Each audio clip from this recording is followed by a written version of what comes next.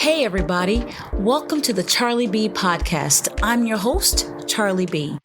Do you ever feel like you have so much going on and you just need to breathe? Being a wife and mother can be so overwhelming, and sometimes you just need a minute. Take that minute with me, CharlieB. In this space, we'll talk about marriage, motherhood, and just being a woman.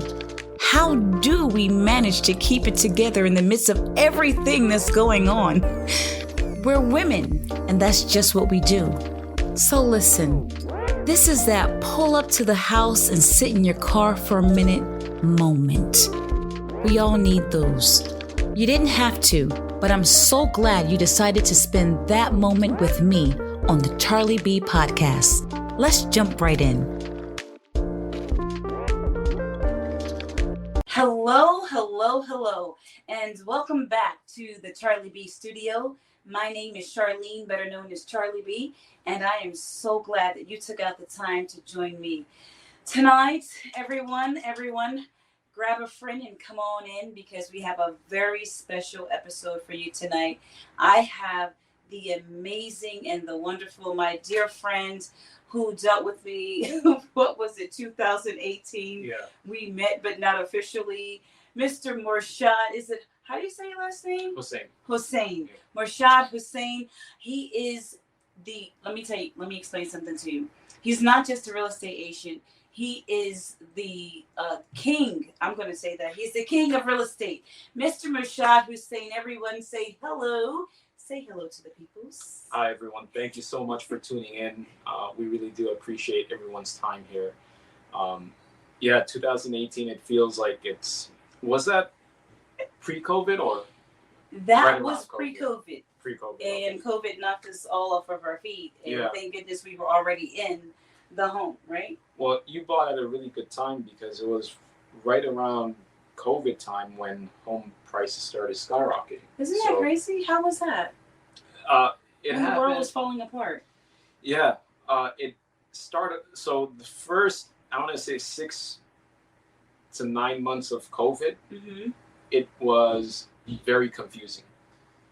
It was confusing for buyers. It was confusing for sellers. Right. It was confusing for real estate agents, for everyone in the industry, as I'm sure as it was confusing for everyone everywhere because the entire world, it wasn't just one or two individuals, it was the entire world that had to adapt.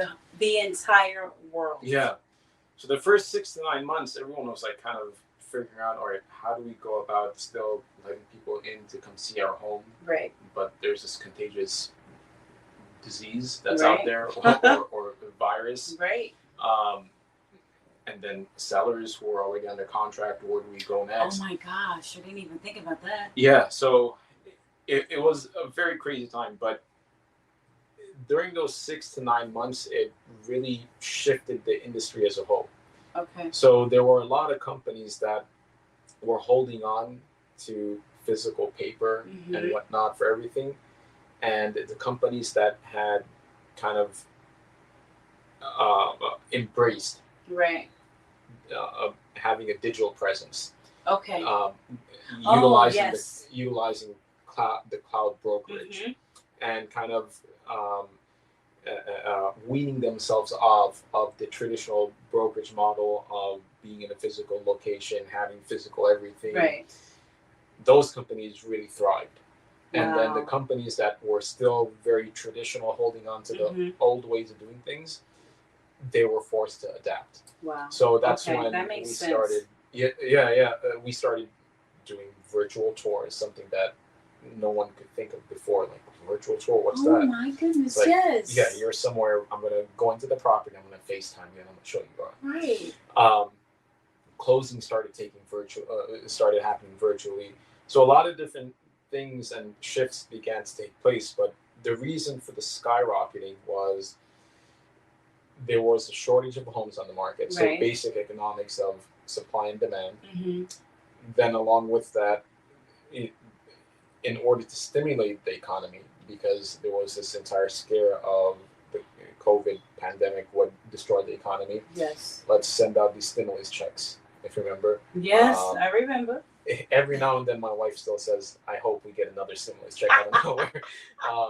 But those stimulus checks, and then lowering the mortgage rates. Oh yes. Down to like I think 2.5, unheard of, and that supercharged the economy or the housing market to the point where people were outbidding one another, kind of fighting with one another. Wow. And I remember because I sold my home in 2021. That was COVID time, and then I bought my new home. Right.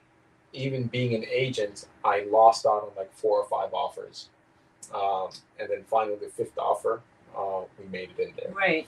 But it was very competitive. It was a very challenging time.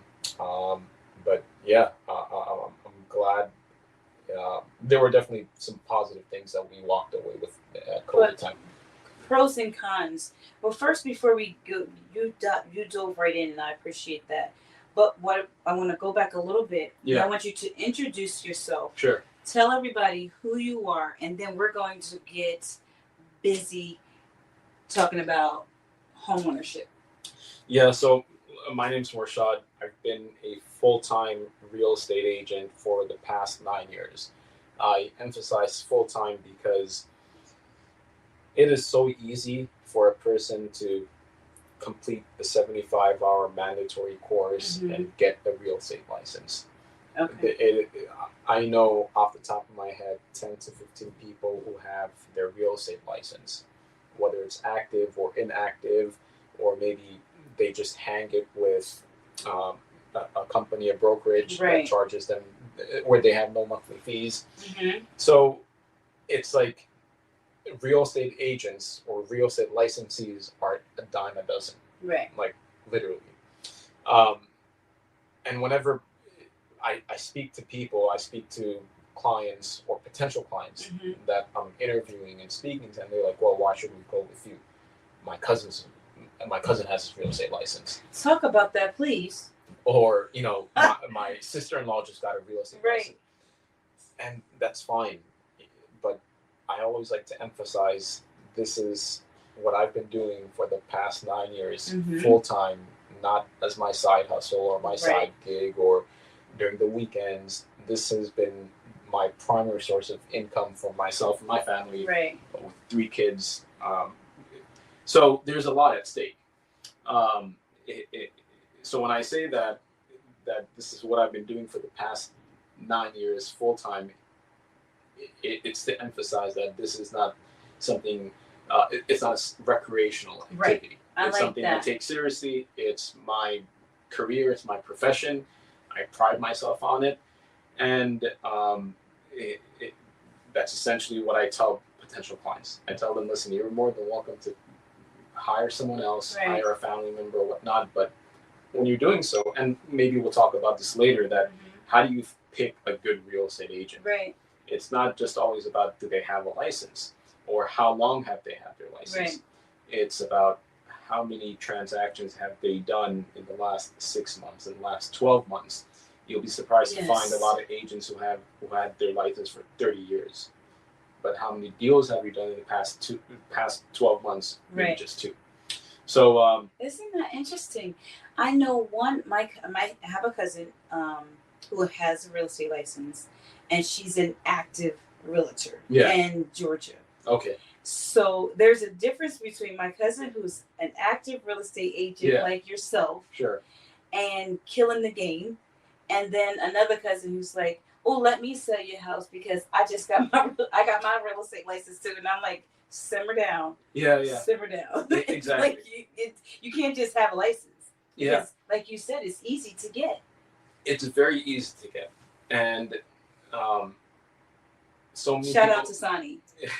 So many people get it, thinking that it's taking the 75-hour course and getting the license is all I need in order to build a successful real estate business. That's just one of the preliminary steps, like how you would need to have an LLC when you're opening up a business. Okay. Just because you go through the process of putting together an LLC doesn't necessarily mean you're going to have a successful business. You got that That's right. just one step. Yes. Getting your license is just one step. Come Real on. estate class just teaches you how to protect yourself legally and not do anything wrong, and ethics and whatnot. But in terms of building the business, building a book of clientele, all that stuff you got to learn. Right. And although you can't necessarily go to school for real estate, there are so many courses and mentors and coaches that are out there. I know myself, from when I started till now, I still have coaches and mentors that I pay for. Right. Because this is all part of your education. Right. You know, so yeah, that's we kind of veered off topic, but it's part of the importance of understanding that buying a home is one of the biggest decisions that we're going to make in our lives. Yeah. My mama said buying a home and getting married. Yeah. Or because jobs, you can change jobs. Sure. But buying a home and getting married are two of the biggest decisions that you're ever going to make. And you can't go into it carelessly.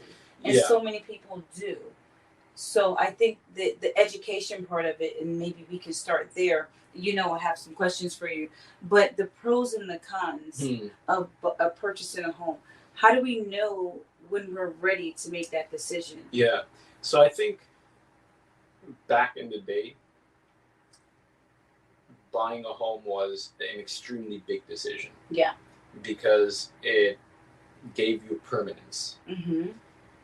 I don't think that's the situation anymore. I'm not saying it's not important, or making that decision doesn't require due diligence. It does. But if we look at statistics now conducted by National Association of Realtors, the average lifespan of a mortgage is about 5 to 7 years.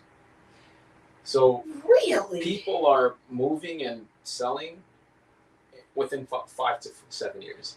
It's not the way it used to be before, where you buy a home and you live there till you die for the next 30, 40, That's 50 years. Like to do, so, yeah. That's incredible that you said that, because I didn't think about it that way.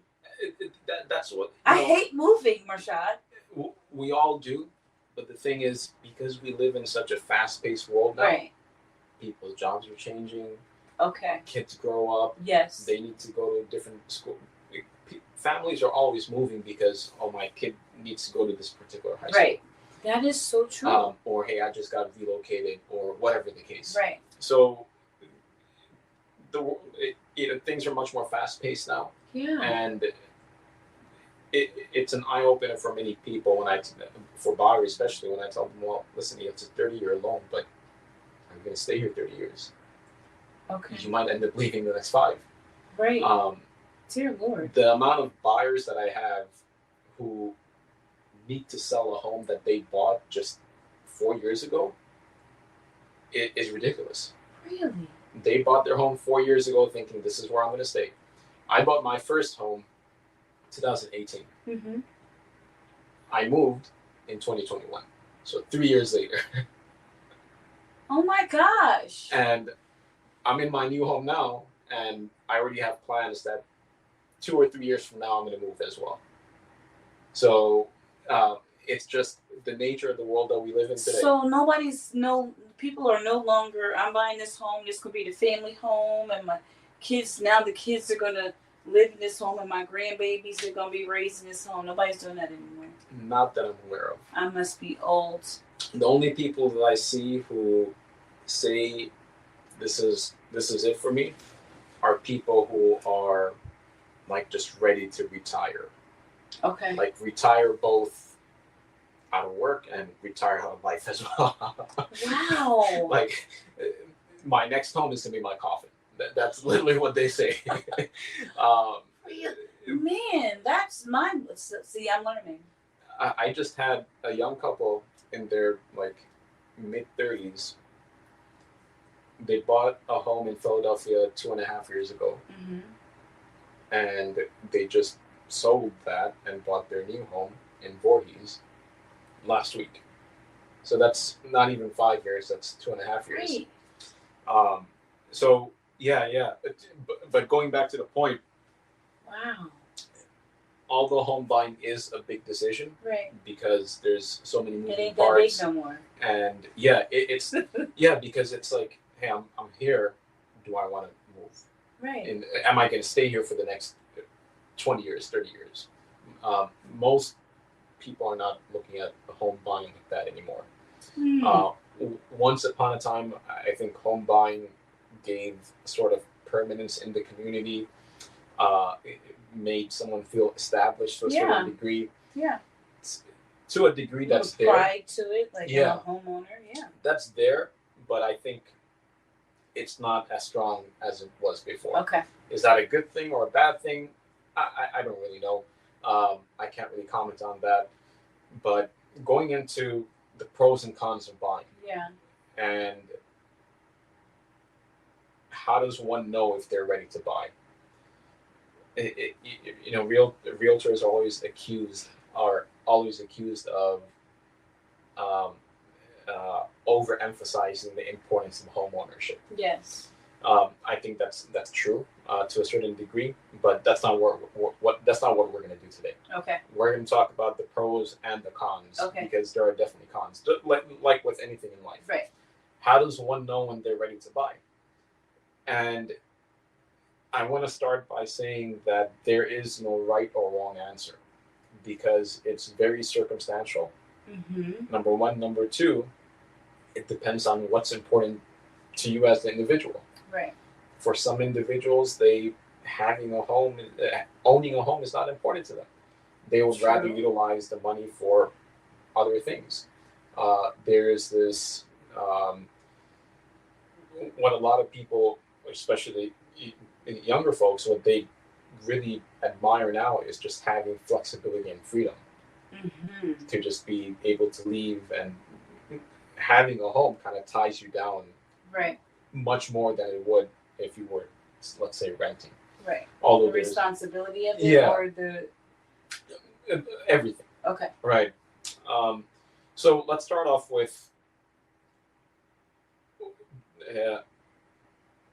is it the right time to buy? Okay. So right now, home values are high. Right. Right now, interest rates are high. Mm-hmm. They're hovering around the high sixes.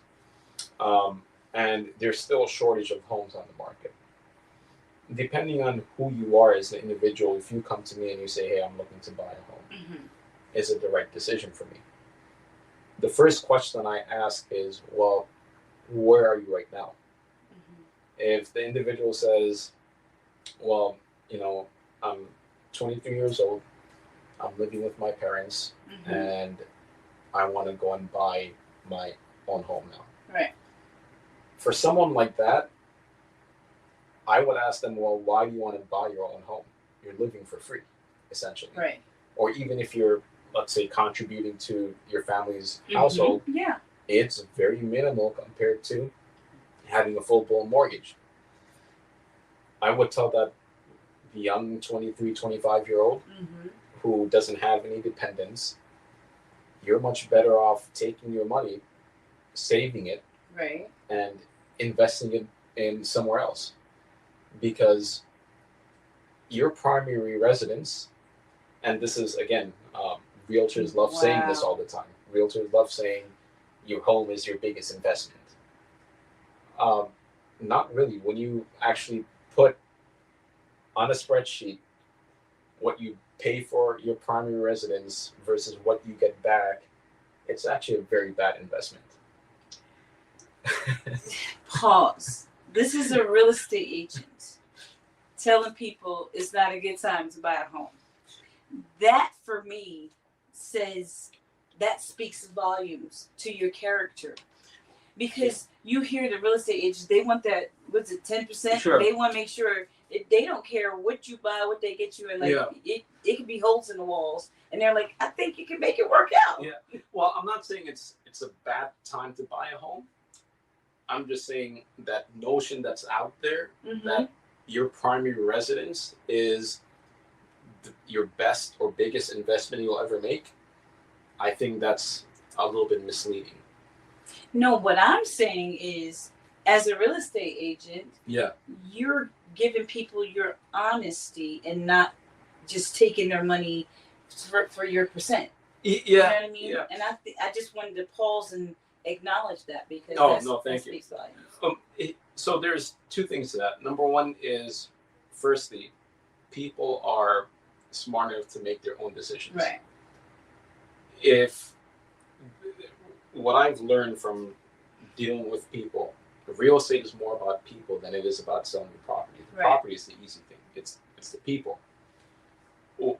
What I've learned is the best way to kind of bulletproof a deal, meaning how do we ensure that the deal does not fall apart halfway through, is by having the buyers and the sellers 100% commitment into the deal. Okay. So as we're walking through the property, or even when we're doing a buyer consultation, I'm bringing up every single possible objection. Right.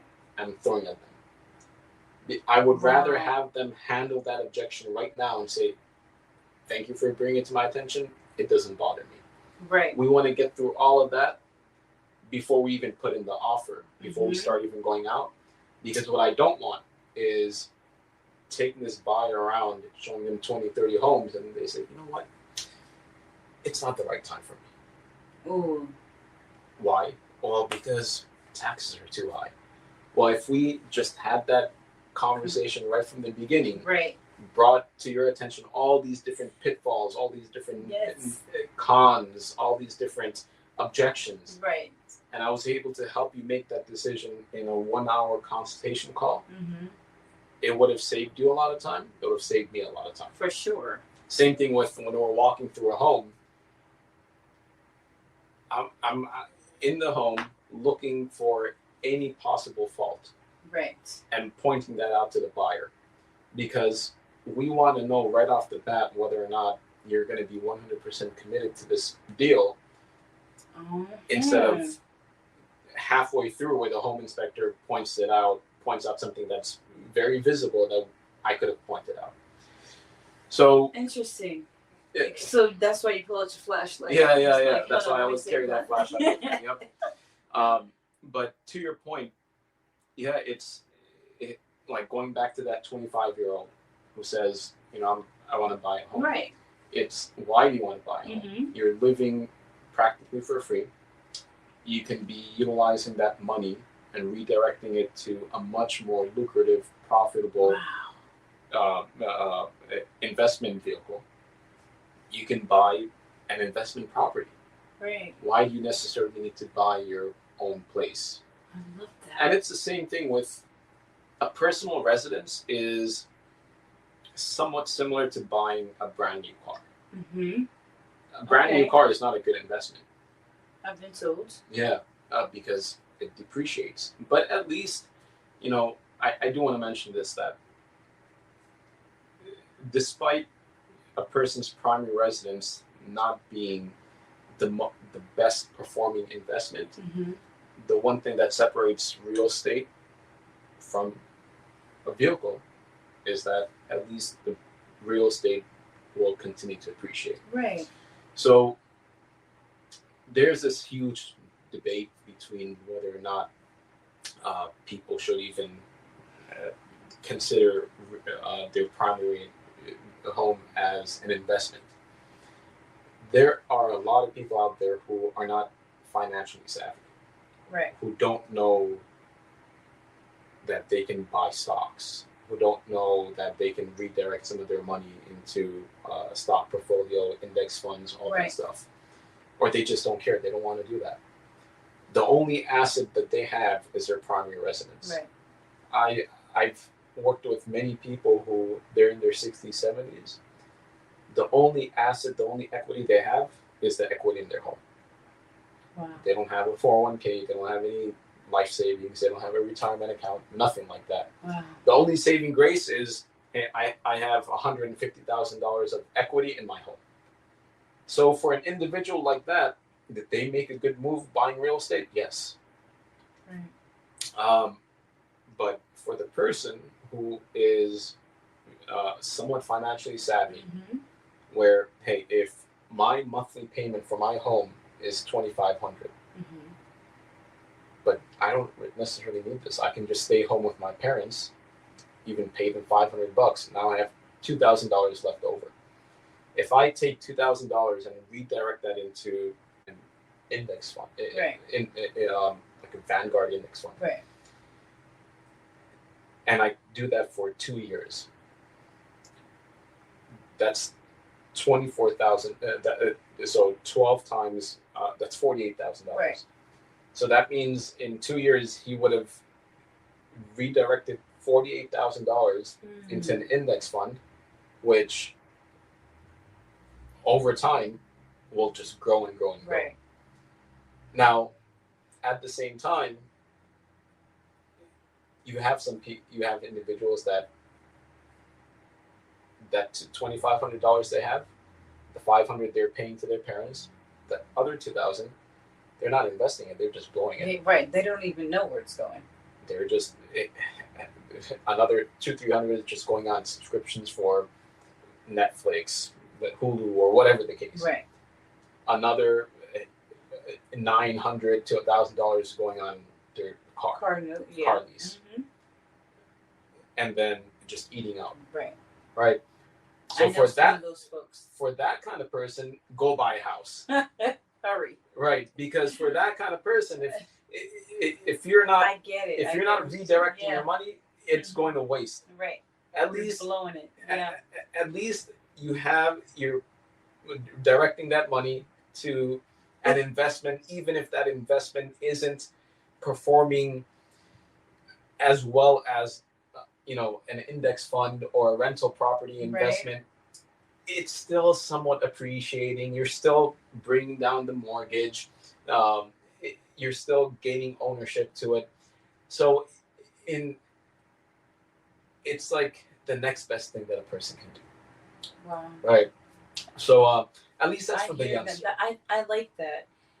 Question, it's on topic but a little bit off. Do you do classes by any chance? Because it sounds like you need to be teaching folks this stuff. On what? On decision making. Should I buy a home? Should I not buy a home? I don't do when classes. Is a good time to buy a home? Yeah. And all that. I don't do classes on it, but whenever someone approaches me about buying a home, we do have like a buyer consultation and whatnot. But here's the thing. Most of the people that I meet are not 25-year-old young adults. Most of the people that I meet are in their 30s or mid-30s, like around my age, and they're already renting. Okay. They're renting and they're paying, right now, a 2-bedroom apartment, 2-bedroom condo is going for $2,000 a month. So 2 bedrooms. Yeah. So I know there's a bunch of. Where have I been? Yeah. Oh, in my home because. Wow. Yeah. That's painful.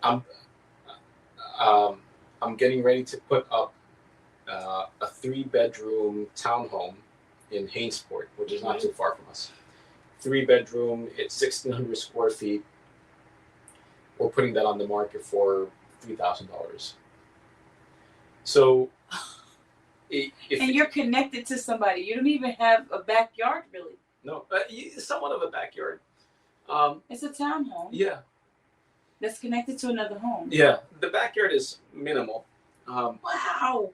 But most of the people that I deal with are people that are in their late 20s, early 30s, mid 30s. Right. And they're already renting. And they're paying $2,000, $3,000. Dear Lord. I'm working with a school teacher at the moment. Mm-hmm. She's been renting for the last 20 years. And content with that. And finally she's ready to buy.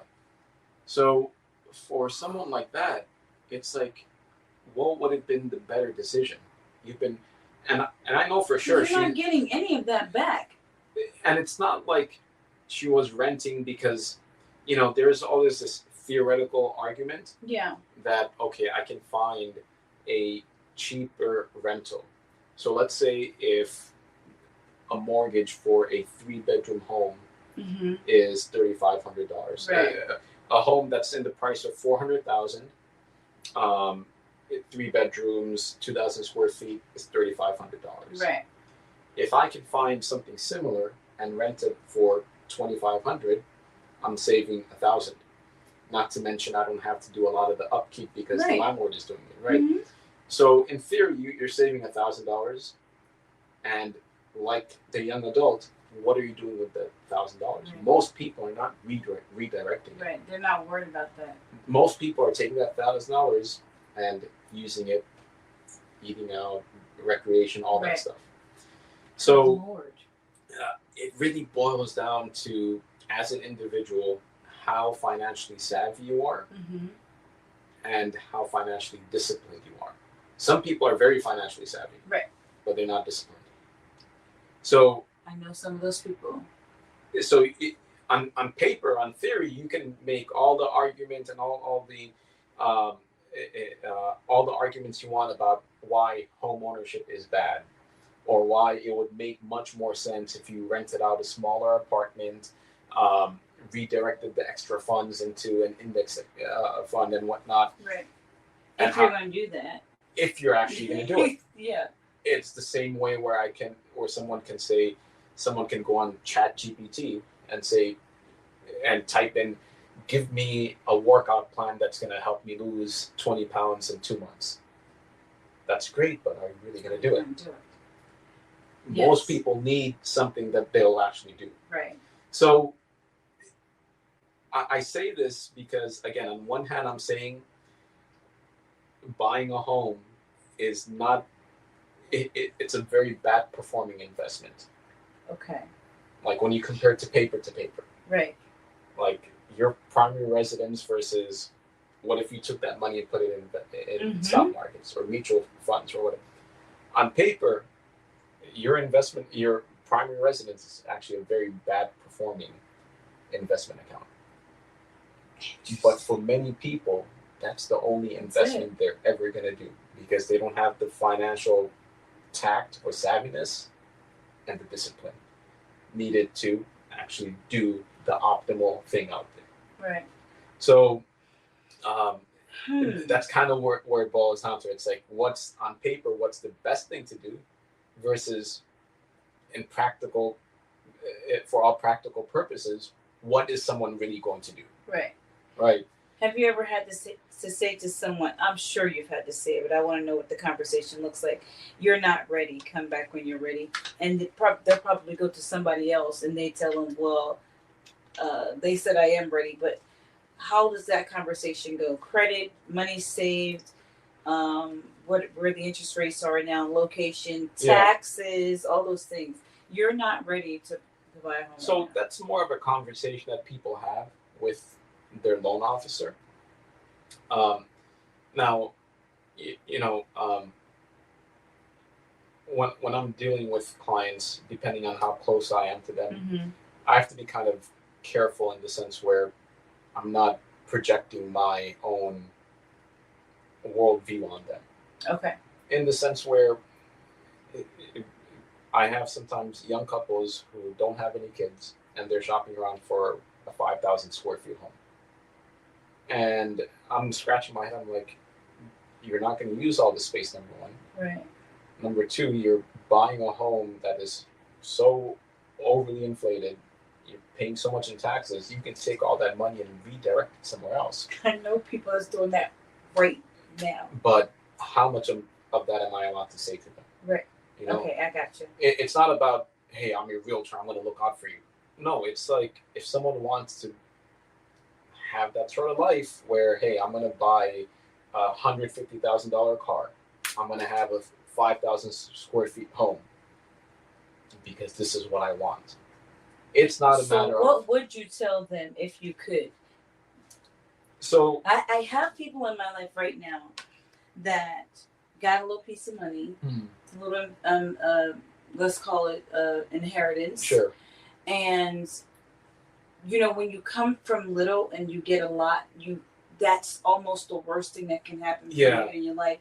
And now they're ready to just go buying this house that's unnecessary, and I can't get through to them. My husband can't get through to them, and I just want to shake him and say, no. Dealing with individuals like that in a very subtle, tactful manner, I'll say, hey, are you sure you guys want something like this where the property taxes are so high, right? Where your monthly payments are so high? Have you considered have you considered looking at a home that's a little bit smaller, maybe taxes are a little bit lower? How do you guys feel about that? Mm-hmm. But I can only push them so much. Right. On one hand, I'm not encouraging them, but at the same time, I am trying to dissuade them. But after a certain point, it's like I'm crossing a fine line between projecting my worldview and my biases on them when they don't want any of that. So here's what I say. Yeah. Money runs out fast. Yeah. Doesn't look like you plan on saving any of it. Doesn't look like you plan on investing any of it. You're just going to spend it all, right? Once you spend it all, what are you going to do then? It's going to be gone, and you're not going to be able to afford the house that you're about to purchase or rent.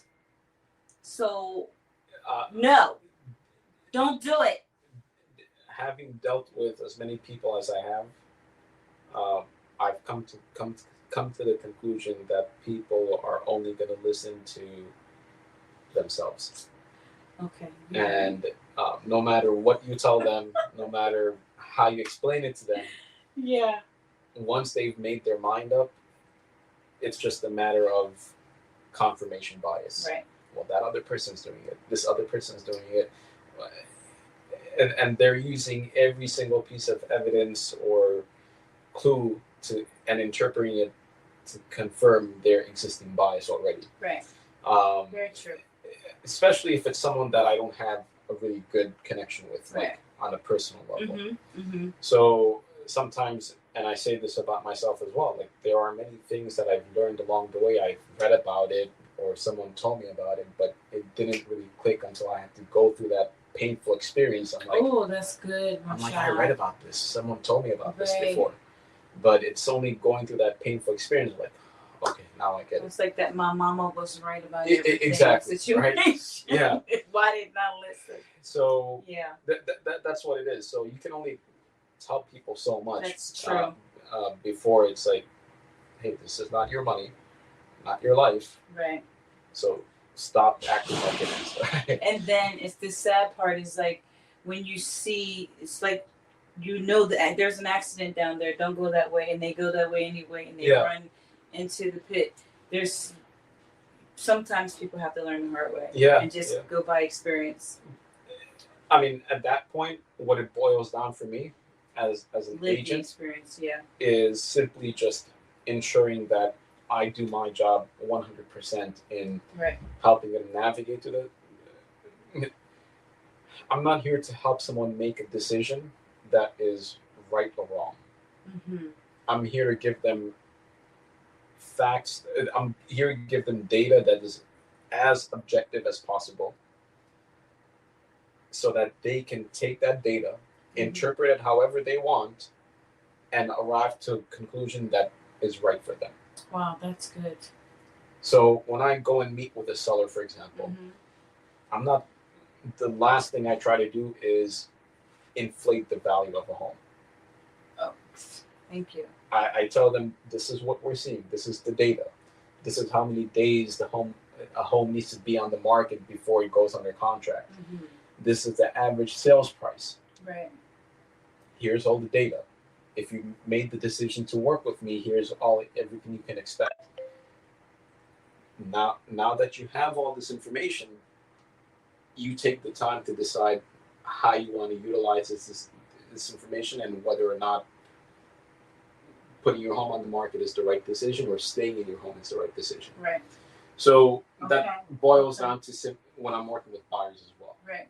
I'll go over with them, hey, pros and cons. Here's the pros of buying such a large home, which it's just two of you may not use. Here's the pros of doing that. Now, after I've given them the pros and cons and data that's as objective as possible, it's a matter of, okay, what's the right decision for you? Right, for them. So I'll tell you for myself. In theory, can I move into a smaller home and save that money and redirect that money into like index funds and whatnot? Mm-hmm. Yes, I could, in theory. In practice, no. Because in practice, I work from home, work out of home. I have 3 kids, so I need as much space as possible. Got it. I can, my quality of life for myself, my wife, and my kids would go down tremendously if we were squished into a 1,500 square feet, 3-bedroom home. Right. Where nonstop running, clutter everywhere. Yes. So there's the practical aspect of it as well. There's one book that I highly recommend people read before they make the decision to buy a home. It's called The Psychology of Money by Morgan Housel. Okay. In The Psychology of Money, he really talks about, he touches on a topic which a lot of books on finances fail to touch on. And there's a chapter which is eye-opening for me, is what is right for you? What is reasonable for you? What's right and reasonable and what makes sense for one person may not be right, reasonable, and it may not make sense for another person. For sure. So it's a matter of, in life, there's always going to be trade-offs. What are you willing to trade off? Right. Wow. Right. And that's what it boils down to. So his book really helped me understand that, okay, some people are, and just looking at all the decisions that I've made in life, right? Like, yeah, this is right for me. Could I have, house hacked? House hacking is where you buy a multi-family home and you live in one unit and you rent out the others. Okay. So it's a very nice financial strategy because now not only are you living for free, but you're getting income. Okay. Could I do that? Yes, but I'd be stuck in a small 2-bedroom unit. Could I? Doesn't mean I should. Exactly. Right. So, interesting. I don't know if the audience is confused, right? Because it's like on one hand I'm saying it's good, on the other hand I'm saying it's bad. I don't think it's confusing at all, because it has to do with what's right for me. Yeah. For my family, I have a huge family. It's just me and George. My baby is 19. She's at college. She goes to college, and she comes home on the weekends. Yeah. But I have my grown daughter is at home. My son is home for right now. So can George and I live in a 2-bedroom or 3-bedroom home without all the space that we have? Yes, we can. Will we? Absolutely not. You want to know why? Yeah. Because the way my marriage works is that George is in the den, Charlene is in the living room, and we come together whenever I feel like looking at him. Most of the time, we spend a lot of time separate in our home. But if I need to see him, I know where to go. Some people like being on top of each other all the time. I don't. And that's really what it boils down to, because some people, finances and money trump everything. Yeah. I could live the most miserable life, but as long as, I'm making more money, it's fine. Right. Other people, it's a matter of, and there's always a balance, neither extreme is good. Yeah. But then there's other people who are all about convenience and luxury. The balance is, I think, how do you live a life that is comfortable? Yes. Not extravagant, but at the same time comfortable yet not extravagant. That's what it is. I like it. So going back to my own example, and I'm only giving my example because that's the example that I know the best. Right. In theory, can I move into a smaller home, do all that? Yeah. But I know for sure it's going to take a toll on me mentally. Yeah. I'm not going to be able to work properly. Mm-hmm. A lot of my expenses will go up because I have a gym at home, I have an office at home. Now I have to figure out, okay, I have to get a gym membership. Right. I have to rent out an office. So there's so many moving parts. I like that. Yeah. Like I said, the biggest thing is it's going to decrease. Yeah, it's just gonna make my life miserable. Right. I'm not gonna be able to work. I understand. Right. I'm not gonna be able to work. So, yeah, for me to, on paper, again, it makes a lot of sense. Right. But in practice, is it really like that?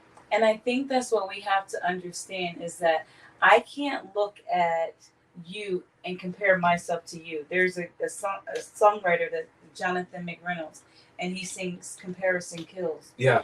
So when I have a friend that is married but has no kids, and she's married but she doesn't have a big family. Yeah. I'm married, I have kids, and I have a big family. My sisters, this might as well be their second home. And then we love entertaining. George is too hospitable, if you ask me. Like, he does not mind company, and he'll throw food on the grill because it's Tuesday, right? Sure. So everybody's not like that. Yeah. I have a sister that's single, and she's happy. Yeah. With herself, by herself, because of herself. Yeah, yeah. So she can't come and like, oh, I'm gonna get a house like Charlene and George. Yeah. Right. So we have to live in our own, stay in our lane, live in our own situation, and know what's right for us. It all boils down to understanding that in life there's always going to be trade-offs. Right. Ooh. Which trade-offs are you okay with? Ooh, what are you willing to trade? I know having my own home is costing me more than it would if I had to move into an apartment. But I'm okay with that trade-off. Because absolutely, there are so many net positives. And some of those net positives are not something that you can calculate on a spreadsheet.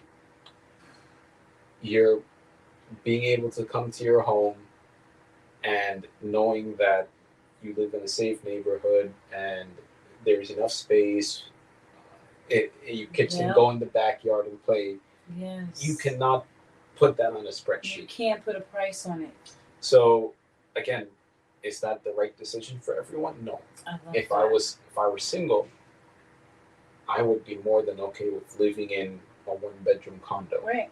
Because it's just me. Mm-hmm. I'd redirect all my funds into an investment account. Right. But again, that's not my situation. I love that. What trade-offs am I willing to make? What battles am I willing to fight? Right. Because you got to choose your battles. Yeah. Even the battles with yourself, you got to choose them. Exactly. Yeah. Wow. So it's, and that's what it boils down to. There is no right or wrong decision because everyone's situation is so unique and so circumstantial. And circumstantial is a big thing because it's like what an individual is going through in their late 20s is not the same thing that they're going to be going through in their late 30s. And you need to kind of adapt. It's very true. Can we say that in a home? Like, I know I'm married. George and I have been married for 21 years. I'm not the same person that he married. We evolved, right? Yeah. And he's definitely not the same person that I married because we change. Exactly. But homes change too. Yep. I mean, if we go back a little bit, you mentioned that home buying is different. It's not the same. People don't stay in their homes. Yeah. I would love to have this home forever and leave it to my children. Yeah. They probably end up selling it anyway. They would. Yeah. They would. Yeah. But that's how it used to be. So that's changing too. So if we think about how everything is evolving and life is changing, you mentioned that it's moving so fast. Yeah. How do we keep up when it comes to this home buyer thing and home selling? Yeah.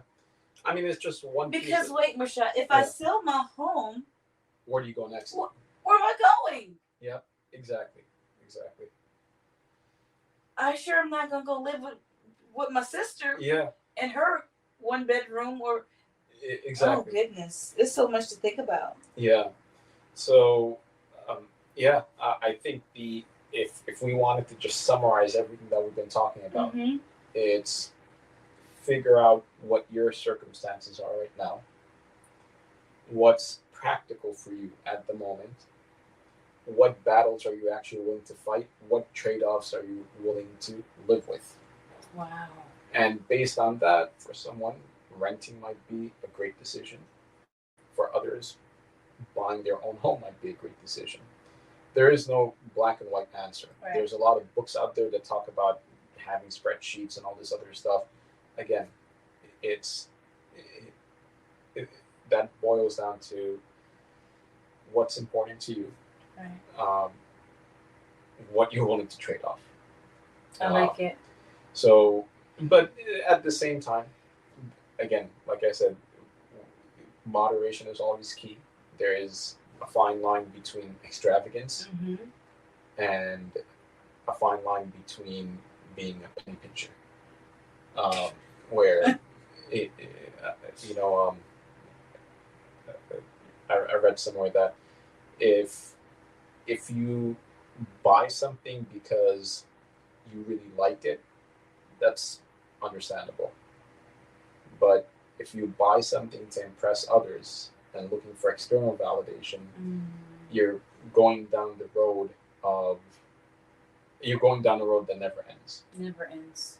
So it's one thing if a person buys a really nice watch or a really nice car because they just really admire right. or really appreciate something like that. Right. But then it's another thing, they buy another individual who buys that car so that when they drive down, people give them attention. Yeah. It fills in a void. It fills in an internal void that they have in themselves, that I'm not worthy, and they need that external validation because of a material possession. Right. And a void that will never be filled.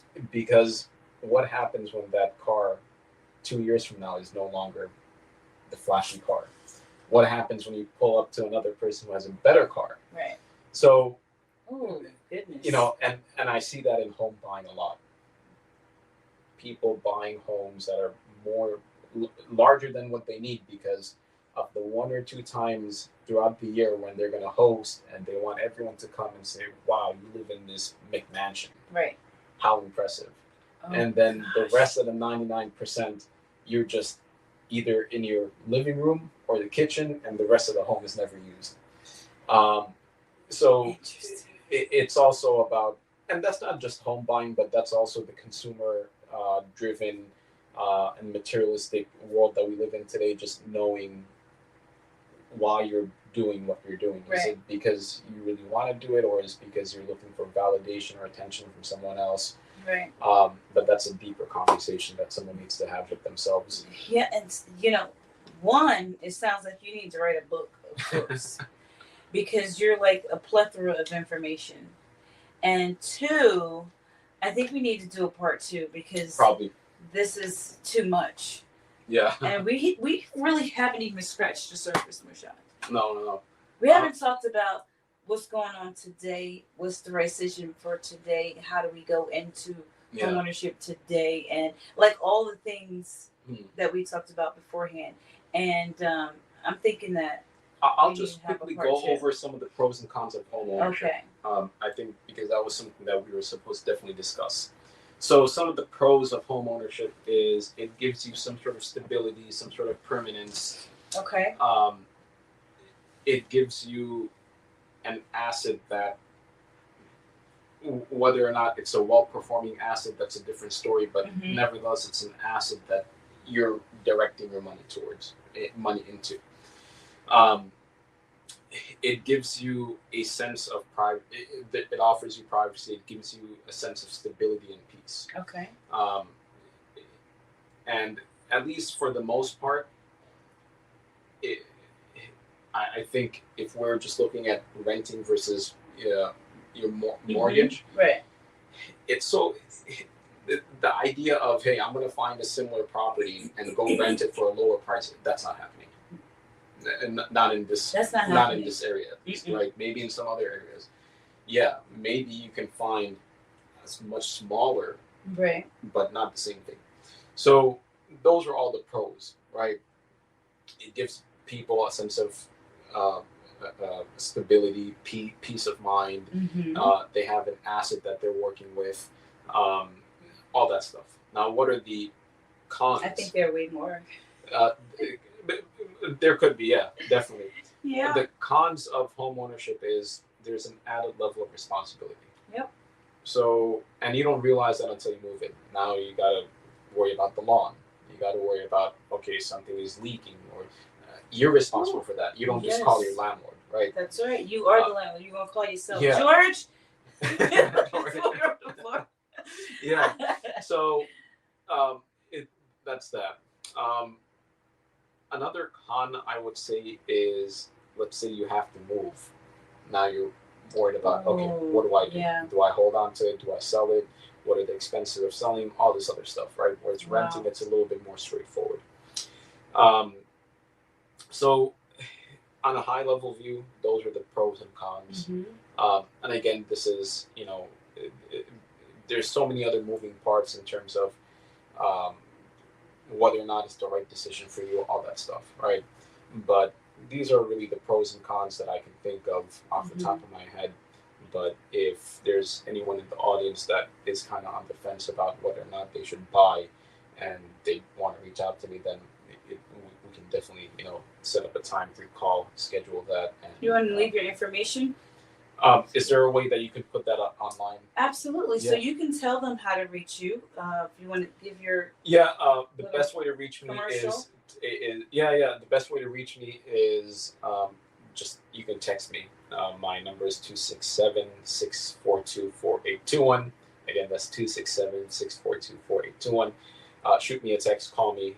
Pretty responsive, and we'll take it from there. Okay. So, in closing, we're gonna close it out tonight. We're gonna have to do part 2. Yeah, no, definitely. Because I got one to do, I have one to do questions that I need to ask, and I'm not even gonna go into it tonight, because it's not even related to the things that we talked about tonight, and I want everything that we started out with to sink in. Absolutely, that's important. Should I? Shouldn't I? And why? Why would I? Because buying a home and being a homeowner it sounds cool and it's great, but it's a whole lot more to it. There's a lot of responsibility. Right, it really is. And I'm grateful that George and I have been homeowners for the last however many years, but it's pretty heavy at times, But I want to, in closing, just you speak to the audience and tell them, if you like your last closing words. If you could, something that you could say to somebody that you wouldn't be able to say if you were speaking to them directly, and now's your opportunity. Don't do it, kind of thing. Yeah. Or if it is, do it. What would you say? I would say, not just home buying, but everything in life. I think we really need to just step aside and spend more time getting to know ourselves better. So good, Morshad. Because we're so hyper connected and plugged in all the time that we don't get a chance to really think about what it is what we want for ourselves. We're either always listening to something, watching something, or reading something. We have this information overload. Right. And it's not just information, it's information. Every single piece of information has some sort of agenda behind it, trying to influence us. Yeah. So if we're constantly being influenced and inspired by other people, we never have the time to really think about what it is that makes sense for us and what will put us at harmony, so to say. Wow. So we're always looking at, okay, what do I need? What kind of car do I have to have? Or what kind of house do I have to have? What does my appearance have to look like in order to satisfy other people? Ooh. So it's not just with house buying, but it's with everything. So Yikes. Really taking time to kind of unplug, disconnect, and really listen to all the crazy thoughts that go through your head, and ask, why do I do what I do? Why do I make the decisions that I do? And it's interesting because even when I look back in hindsight of many of the decisions that I've made in life, some of those decisions were made out of envy, out of jealousy, out of not having the status or the title that I wanted. And I only realized that 4 or 5 years later. And at that moment, because I didn't step back, really disconnect and ask myself what it is that what am I chasing? Right. So, and that's an ongoing thing with life, but I think Morshad. So that's that. Listen. Okay, so you need to write a book because what you just said is key to life. Yeah. We have a key to you're a realtor. So there's a key. In order to unlock it, you got to turn it. You can have a key, but it's not going to help you open the door unless you stick it in the hole, right? Exactly. And it's not, the door's not going to open unless you turn the key. Yeah.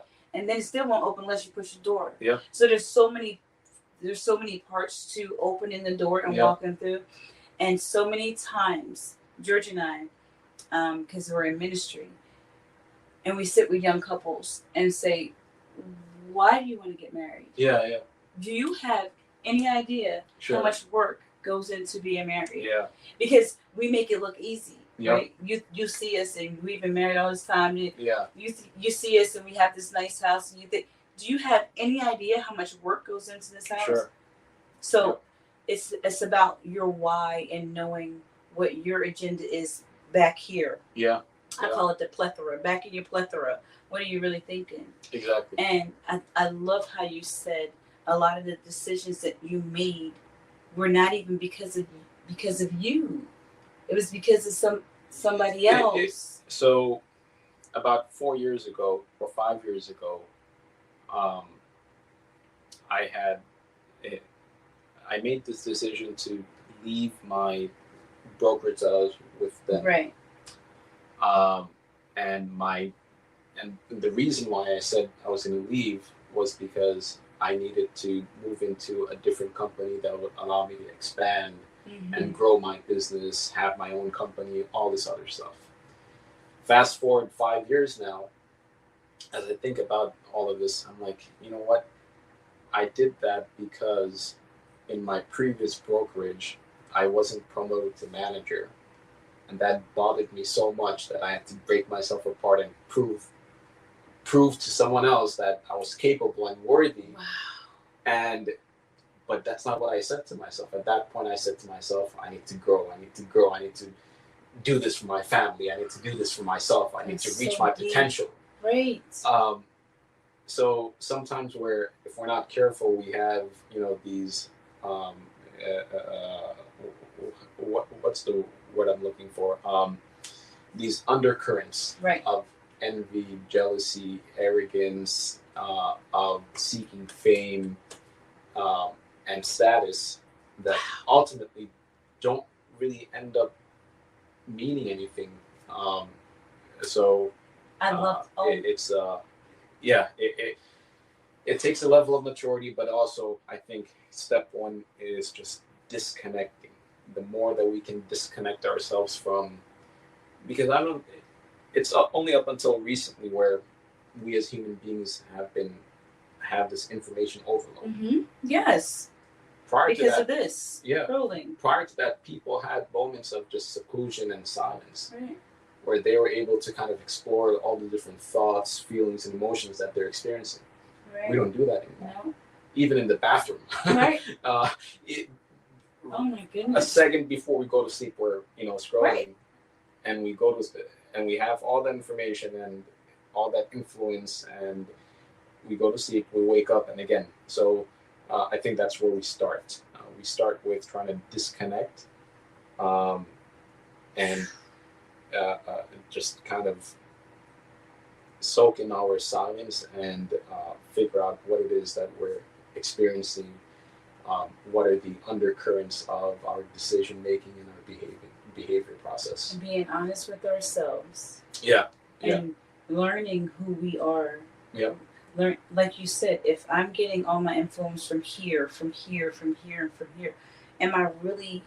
it really what Charlene wants and needs? Yeah. And just because you feel a certain way doesn't mean that's good either.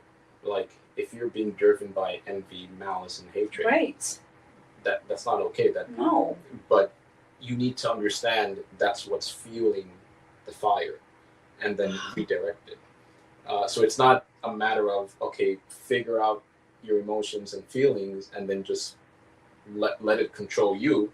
It's about figuring out your feelings, emotions, your the undercurrents of your decision making, your psyche, your mindset, and then asking, all right, is this correct or not? So there is a fine line between your emotions, feelings, and your rationale. But we drifted off very far. No, we did not. Because everything you're saying, it doesn't sound like you're a real estate. Is that your title, real estate agent? Yeah. Okay. So it's like you don't see that when it comes to making a decision, buying a home. All those things are important to consider before you even sit down Exactly. to say, can I buy a home? You first have to be honest with yourself and come to not your own conclusion, but the real conclusion of the matter. Should I do this? There's a lot of... Can I? A lot of folks will buy a home just so that they have a particular address or a zip code. Right. Hey, do you know where I live? This is where I live. It's so-and-so town. Exactly. So-and-so zip code. Exactly. But again, that's all for external validation. Wow. But I think love it. with that, we'll kind of wrap it up. Yes. Listen, we're still going to do part 2. Yeah, definitely. Okay. We'll do a part 2. Listen, everybody, this has been an amazing evening, and I want to thank you so much for taking out the time and your very busy schedule to sit on the couch and talk about real estate. We're just scratching the surface. I believe that if it's possible, even if you give me some topics, we'll go into a series. And we have a friend that's a contractor, and he'll talk about the importance of maintaining your home once you get it. So many different facets to it. But we're going to wrap it up and say thank you so much for tuning in tonight. Join me next time right here on the CharlieB Podcast. CharlieB out. Oh, Morshad. Don't forget to like, share, and subscribe to the show. You can also like my page on Facebook at the CharlieB Podcast. Now, before you get out of the car and go to whatever is next, take a deep breath and remember, this is what you were created for. God gave you a different kind of strength, and whatever it is, you've got this. So again, thanks for tuning in. Really, you didn't have to, but I'm so glad that you did. Join me next time right here on the CharlieB Podcast.